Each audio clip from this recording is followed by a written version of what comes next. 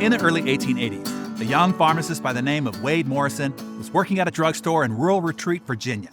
The drugstore was owned by a local physician, a rather stern man, but a fair employer, and Wade was in love with his daughter. Young Wade Morrison, irredeemably infatuated, would arrive early at church every Sunday, just so that he could stand at the door when she walked inside. Passing her house, Wade always strolled slowly, hoping for a glimpse of his beloved, or perhaps even a wave should she be sitting on the front porch. Wade Morrison racked his lovesick brain for a way to get and to hold the attention of his employer's lovely young daughter. And when one day she came into the drugstore, it all happened quite naturally. He said, "Good afternoon," and she smiled and answered the same.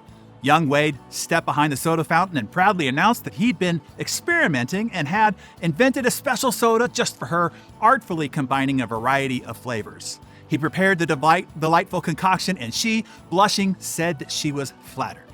And so Wade's one-way romance blossomed into a mutual one. He asked her if he might call on her, and happily she granted his request, and within weeks, their relationship intensified. He was about to propose when the whole world caved in on top of Wade Morrison. The girl's father, Wade's employer, came into the drugstore one morning. He said that he wanted to have a word with a young pharmacist. "I'll get right to the point," he said. "I don't want you to see my daughter anymore." And then the stern old physician explained his reasoning, that his little girl was too young to make up her own mind. And then he added a rather cruel postscript that was, when his daughter was old enough, surely she would have the good sense to entertain a more worthy suitor, a lawyer perhaps, or should she be so lucky, a respected physician like her father. The next day, the unhappy young pharmacist packed up his things and left rural Retreat, Virginia forever. He went west, never to return. Brokenhearted, Wade Morrison went to Austin, Texas, and then finally settled in Waco. And eventually he owned his own drugstore there. Wade became respected in his community, and he happily married a homegrown Texas girl. His life in the West proved to be even more rewarding than it could have ever been elsewhere. And strangely, he owed it all to that stern old Virginia physician who had refused to have him for a son-in-law. It was appropriate then that the most popular soda invented and served in Wade Morrison's drugstore, the soda that he had first concocted for his first long-lost love, was named after his boyhood employer, the father of his first love, the man whose callous disapproval ultimately drove him to success, a success he otherwise would never have known. And so it was not just a made-up name, as everybody thought. There was really a stubborn old Virginia physician named Dr. Pepper. And that is how the beverage, not a cola and not a root beer, made up of 23 separate flavors mixed by Wade Morrison, Dr. Pepper came to be. First marketed in 1904, still to this day, it is the fourth highest selling carbonated soft drink in the United States, generating $12 billion annually and still growing.